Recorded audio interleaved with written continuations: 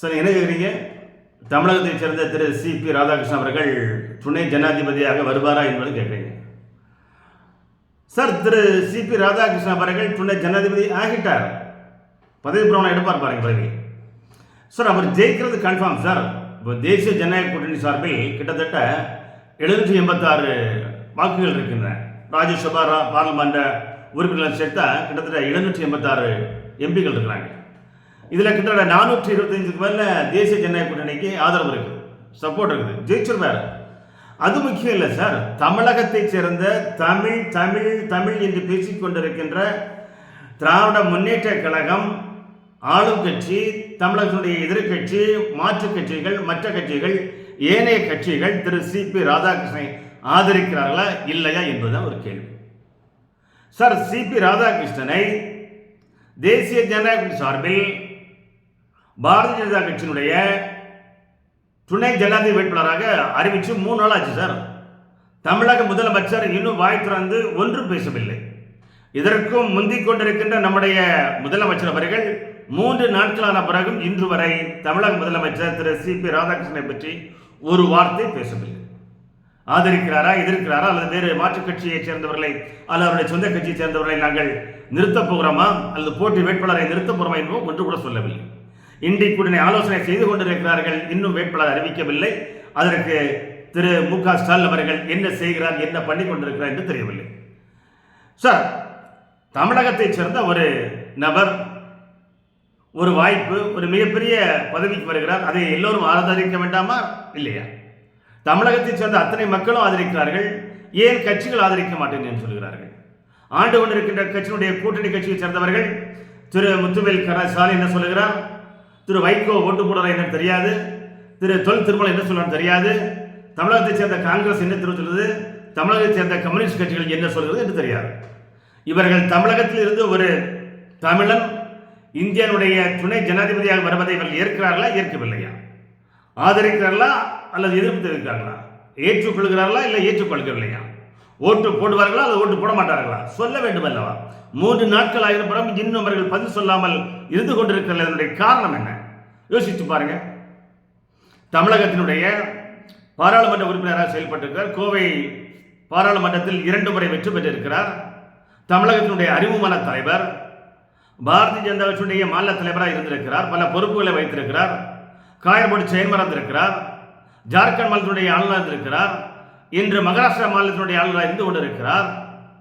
தமிழகத்தில் கன்னியாகுமரி முதல் சென்னை வரை ஒரு பாத யாத்திரை மூலம் கட்சியினுடைய பணியாற்றிருக்கிறார். கட்சியை வளர்த்திருக்கிறார். மக்களுக்கு அறிமுகமான தலைவர். சார், பிஜேபி விட்டுருங்க சார், ஆர்எஸ்எஸ் விட்டுருங்க சார். ஒரு தமிழன், ஒரு தமிழர், அவருக்கு தமிழகத்தை சேர்ந்த கட்சி அத்தனைகளும் ஆதரவு தெரிவிக்க வேண்டுமா வேண்டாமா? அதுலேயும் யோசிக்கிறார்கள். சார், இதற்கு முன் வரலாறை பாருங்க.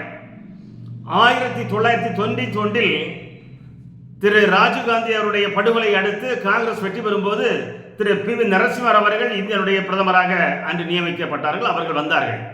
அவர்கள் அப்போது எம்பி கிடையாது, ராஜ்யசபா எம்பி கூட கிடையாது. அப்பொழுது அவர் ஆந்திரா மாநிலத்தில், ஒருங்கிணைந்த ஆந்திரா மாநிலத்தில் போட்டியிடுகிறார்.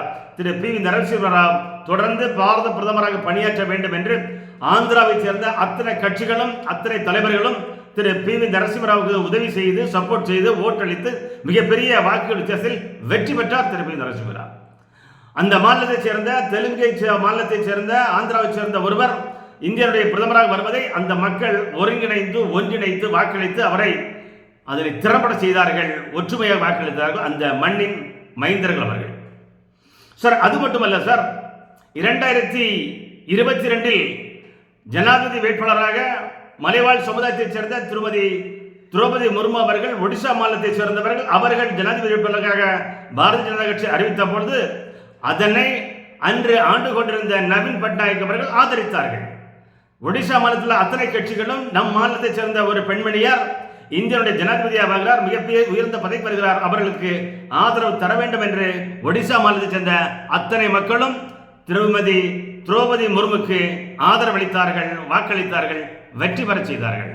ஆனால் தமிழகத்தினுடைய வரலாறை பாருங்கள், நேர்மாறாக இருந்து கொண்டிருக்கிறது. சார், 1970 திரு பெருந்தலைவர் காமராஜருக்கு ஒரு பிரைம் மினிஸ்டர் ஒரு வாய்ப்பு வந்தது. அப்பொழுது அவரை கேட்டார்கள், நீங்கள் இந்தியனுடைய பிரைம் மினிஸ்டர் வருவதற்கு நீங்கள் ரெடியாக ஆயத்தமாக இருக்கும்போது எல்லோரும் ஒருங்கிணைந்து அவர்களை முன்மொழிய முற்பட்ட போது அவரிடம் கேட்டபோது அவர் என்ன சொல்கிறார், எனக்கு ஹிந்தியும் தெரியாது ஆங்கிலமும் தெரியாது, ஆனால் என்னால் பிரைம் மினிஸ்டர் பதவியை ஏற்றுக்கொள்ள முடியாது என்று அவரே ஒதுங்கிவிட்டார். அவர் ஒரு கிங் மேக்கர்.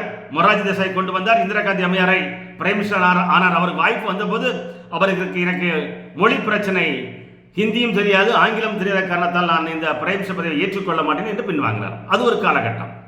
ஆனால் 1996 திரு ஜி.கே. மூப்பனாருக்கு ஒரு வாய்ப்பு வந்தது. அப்போது தமிழ் மாநில காங்கிரஸ் மூலம் கிட்டத்தட்ட 20 எம்பிக்களும் தமிழகத்தைச் சேர்ந்த அத்தனை எம்பிக்கள் வெற்றி பெற்று கூட்டணியில் திமுக வெற்றி பெற்று அவர் டெல்லியில் பிரைம் மினிஸ்டர் வேட்பாளராக வருவதற்கு வாய்ப்பு இருந்தது. எல்லா கட்சிகளும், நார்த் இந்தியாவில் இருக்கிற அத்தனை கட்சிகளும் காங்கிரஸ் உட்பட அவரை மறைமுகமாக ஏற்றாலும், ஆனால் திரு ஜி.கே. மூப்பனார் அவர்கள் இந்தியனுடைய பிரதமராக வர வாய்ப்பு இருந்தது. அந்த வாய்ப்பினை அன்றைய திராவிட முன்னேற்றங்களுடைய தலைவராக இருந்த முத்துவேல் கருணாநிதி அவர்கள் தடுத்தார்கள், தடை போட்டார்கள். அவருடைய ஜி.கே. மூப்பனருடைய வேஷ்டியை இழுத்தவர் திரு கருணாநிதி அவர்கள். தமிழன் தமிழகத்தினுடைய இந்தியனுடைய மிகப்பெரிய பொறுப்புக்கு வரக்கூடாது என்று 1996 அன்றைய திமுக தலைவர் திரு கருணாநிதி அவர்கள் தடையாக இருந்தார். ஒரு வேட்டி கட்டிய தமிழன் இந்தியனுடைய பாரத பிரதமராக வருவதை தடுத்தவர் திரு கருணாநிதி அவர்கள். அந்த காலகட்டத்தில் தான் அவருக்கு வர முடியாத பட்சத்தில் தான் திரு தேவகவுடா, அதற்கு ஐ.கே. குஜரால் போன்றவர்களெல்லாம் பிரைம் ஆனார். ஆனால் தமிழகத்தைச் சேர்ந்த திரு ஜி.கே. மூப்பனாருக்கு வாய்ப்பு இருந்தது. அந்த வாய்ப்பினை தவற விட்டது, நவள விட்டது அன்றைய காங்கிரஸ், தமிழ் மாநில காங்கிரஸ். அதற்கு காரணமாக இருந்தது, பதவியை ஏற்க முடியாமல் தடையாக இருந்தது திரு கருணாநிதி அவர்கள். சார், அதை விடுங்க. 2002 திரு அப்துல் கலாம், நம்முடைய மாநிலத்தைச் சேர்ந்த ராமேஸ்வரத்தை சேர்ந்த திரு ஏ.பி.ஜே. அப்துல் கலாம் அவர்கள் 2வது முறையாக ஜனாதிபதி வருவதற்காக அவரும் இசைவு தெரிவித்து விட்டார். எல்லா கட்சிகளும் ஒன்றிணைந்து எனக்கு வாய்ப்பளித்தால் நான் 2வது முறையாக ஜனாதிபதியாக போட்டியிடுகிறேன், பதவி ஏற்கிறேன் என்று சொன்னார். ஆனால் தமிழகத்தில் அன்றைய திராவிட முன்னேற்றங்களுடைய தலைவர் திரு முத்துவேல் கருணாநிதி என்ன சொன்னார் தெரியுமா? கலாம் என்றால் கலகம், கலாம் என்றால் கலகம் என்று சொல்லி அன்று 2வது முறையாக வருகின்ற தமிழனை, வேட்டி கட்டிய தமிழன் திரு ஏ.பி.ஜே. அப்துல் கலாம் இந்தியாவுடைய 2வது முறையாக ஜனாதிபதி வருகின்ற வாய்ப்பினை அன்று தடை செய்தவர், தடுத்தவர் அன்றைய திராவிட முன்னேற்றங்களுடைய தலைவர் திரு முத்துவேல் கருணாநிதி அவர்கள். அதுபோலதான் இன்றும் நடந்து கொண்டிருக்கிறது என்ற ஒரு ஐயப்பாடு வந்து கொண்டிருக்கிறது. சார், தமிழகத்தை சேர்ந்த திரு சி.பி. ராதாகிருஷ்ணன் ஏன் தமிழகத்தை சேர்ந்தவர், தமிழ் மண்ணில் பிறந்தவர், தமிழ் என்று சொல்லுகின்ற திராவிட முன்னேற்ற கழகம் ஏன் அதற்கு ஆதரவு தெரிவிக்க மாட்டீர்கள் சொல்லுகிறீர்கள்? தமிழை வைத்தனே நீங்கள் ஆட்சி செய்கிறீர்கள், தமிழை வைத்தனே நீங்கள் கட்சி வளர்க்கிறீர்கள், தமிழை வைத்தனே நீங்கள் பிழைப்படுத்துகிறீர்கள். எதற்கும் தமிழர் என்று பேசுகிற நீங்கள் தமிழகத்தைச் சேர்ந்த திரு சி.பி. ராதாகிருஷ்ணன் அவர்களை ஏன் துணை ஜனாதிபதியாக வருவதற்கு தடையாக இருக்கிறீர்கள்? சிந்திக்க வேண்டும் மக்களே. ஆந்திரா மக்கள் ஒன்றிணைந்து திரு பி.வி. நரசிம்மன் அவர்களை பிரைம் மினிஸ்டராக ஏற்றுக்கொண்டு வாக்களிக்கிறார்கள். ஒடிசா மாநிலத்தில் சேர்ந்த அத்தனை மக்களும் அத்தனை கட்சிகளும் ஒருங்கிணைந்து திருமதி திரௌபதி முர்மு அவர்களை ஜனாதிபதியாக வர முற்படுகிறார்கள், ஆதரத்திற்காக ஓட்டளிக்கிறார்கள்.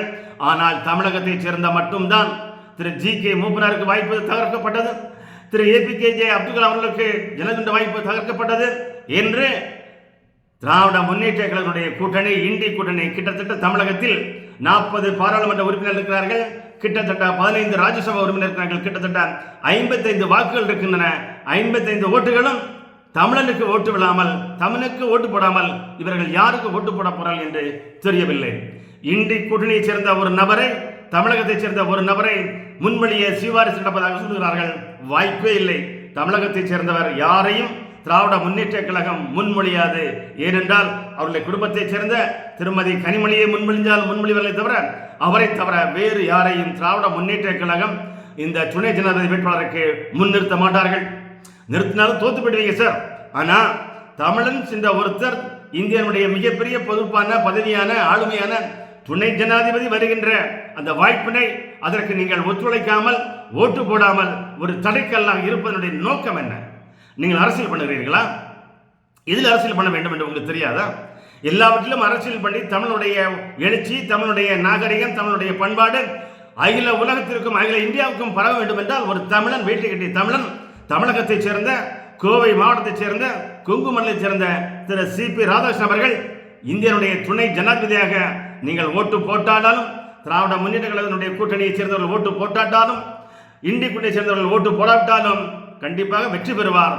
ஆனால் தமிழகத்தைச் சேர்ந்த அத்தனை கட்சிகளும் ஒருங்கிணைந்து அவர்களுக்கு ஆதரவு தெரிவித்தால் தானே அது ஒரு நல்லதொரு முன் ஏற்பாடாகவும் முன் உதாரணமாகவும் தமிழரெல்லாம் ஒன்றிணைந்திருக்கிறார்கள். தமிழரெல்லாம் ஒரே குரலில் திரு சிபி ராதாகிருஷ்ணன் ஆதரித்தார்கள் என்று நாம் உலகுக்கு பறைசாற்ற வேண்டாமா? தமிழ் என்ற ஒற்றுமை வேண்டாமா?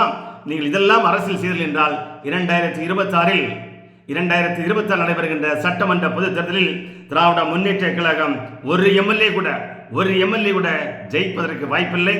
நீங்கள் அதனை மனதில் கொண்டு கண்டிப்பாக தமிழகத்திலிருந்து துணை ஜனாதிபதி வேட்பாளராக அறிவிக்கப்பட்டுள்ள தேசிய ஜனநாயக வேட்பாளர் திரு சிபி ராதாகிருஷ்ணன் அவர்களுக்கு அனைத்து திராவிட முன்னேற்ற கழகத்தில் உட்பட்ட தமிழக சேர்ந்த காங்கிரஸ் எம்பிக்கள், கம்யூனிஸ்ட் எம்பிக்கள், விடுதலை சிறுத்தை எம்பிக்கள், மறுமலர்ச்சி திராவிட முன்னேற்ற கழகம், திரு கமலஹாசன், அனைத்து எம்பிக்களும் நம்முடைய மண்ணின் மைந்தர், மண்ணின் தலைவர், நம்முடைய மண் வேட்டி கட்டிய தமிழன் திரு சிபி ராதாகிருஷ்ணன் அவர்கள் இந்தியாவுடைய துணை ஜனாதிபதியாக வர அனைவரும் ஒத்துழைக்க வேண்டும்.